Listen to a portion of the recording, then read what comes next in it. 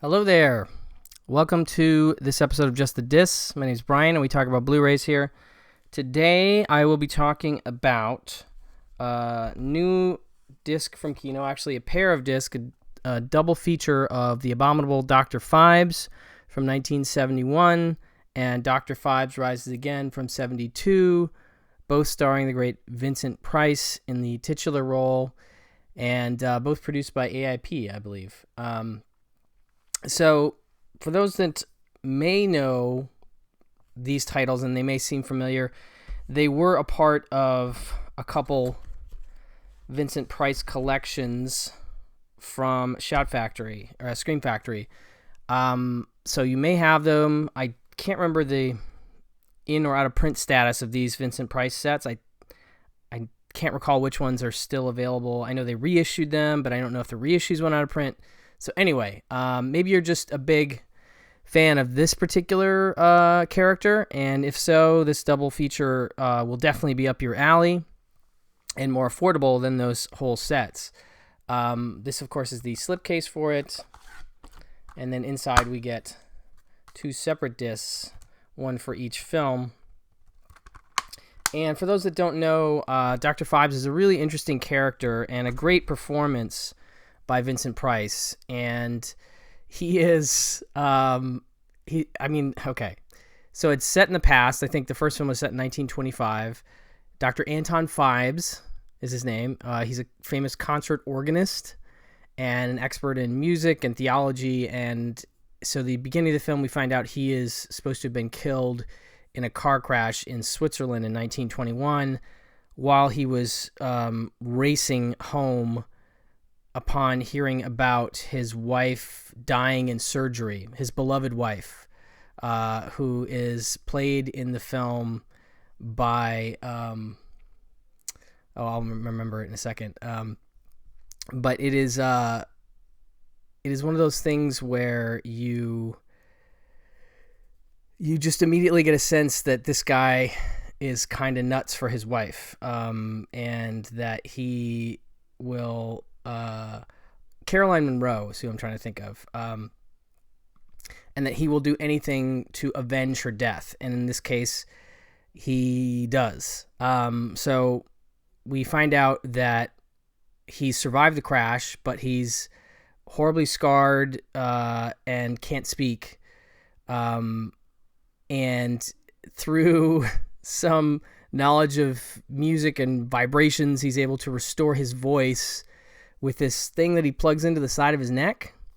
And the movie opens in a really great way. We see him at his home. He's got this giant organ. He's got these automaton band playing. They're like life-size, band members on this sort of stage with him. He has his assistant, Volvania, played in the first film by Virginia North, I believe. Yeah. And the second film, it's a different actress. But so what starts happening is that he starts to seek vengeance on all the doctors involved in the sort of surgical team that failed his wife and, in his mind, caused her death. And he takes his inspiration for that vengeance from the 10 plagues of Egypt. He even wears like an amulet with Hebrew letters corresponding to each plague as he goes through the whole murder thing, so you'll have somebody killed by locusts, you have somebody, killed by the various plagues in different ways, and he's kind of elaborate in his death scenes in the way that he kills people, especially the last one that involves a character that's played by Joseph Cotton. He's Dr. Vesalius. He's the head doctor of the whole group, and so he is the one that Phibes is really focused on at the end, and he has a sort of a horrible jigsaw-like trap for Vesalius and his son, and it's really intricate. But yeah, like I said, he's very much like a proto-jigsaw type. He is able to sneak around and get to, even when Scotland Yard figures out what's happening, they're unable to stop him from killing these doctors. And there's a camp value to the film. There's some silly moments, sort of tongue-in-cheek moments played throughout with the police and with some of the murders. One guy is killed by a unicorn statue. That's a particularly funny scene. But yeah, so it's just this whole story of this guy seeking vengeance and then escaping. I won't tell how he escapes because it kind of plays into the second movie, but there is a sort of sense that he's dead at the end of the film. And it's just a great performance by Price. You know, he doesn't even speak for the first like half an hour of the movie. And he only speaks really to himself, and it's fascinating stuff. I had seen it, but it had been a while.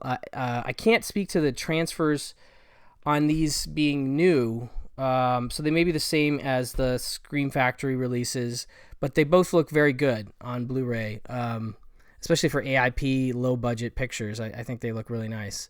I'm trying to think what else to say about the first movie. There's Art Deco sets that are fascinating. Again, the murders themselves are pretty crazy and weird, and the actual Dr. Phibes makeup when we see his real face is... You can kind of see, no, that's not it. That's something else. Is pretty cool, you know, pretty memorable, like all-time monster memorable, you know. So that one's very cool. It has a commentary from director Robert Fust and Justin Humphreys, the author of the Dr. Phibes Companion. And from what I can gather, both those commentaries are included on the Vincent Price collection version of the Abominable Dr. Phibes that's part of that set. Now, I can't remember if Dr. Phibes gets its own disc in this, and it may share a disc, so you may have a slight bit rate upping, and then that you have single discs here. But like I said, the transfers look good. The one that I hadn't seen was Dr. Phibes Rises Again. I should add that Robert Fust directed both films, and he is a very stylish dude. Like, you know, really places the camera in an interesting spots, likes to use a lot of foreground background action, something in front that's in focus and something in the distance that's you know, out of focus sometimes, but just really composes his frames nicely and cleverly and just makes it interesting. Really just is a guy who clearly is concerned about making it look like something that'll stand out. And that's definitely, you know, something that I took away from the films as something I really enjoyed, is the way that he put the film together and the way that he composed the shots. I think is really, really cool. And again, the tone, I think tonal balance is definitely something a director controls. And, you know, this sort of odd camp, funny tone to the film really works and could go awry with the wrong director. So I did like that a lot about Abominable Dr. Phibes. In Dr. Phibes Rises Again, we have him returning, as it were, from the dead, we'll say.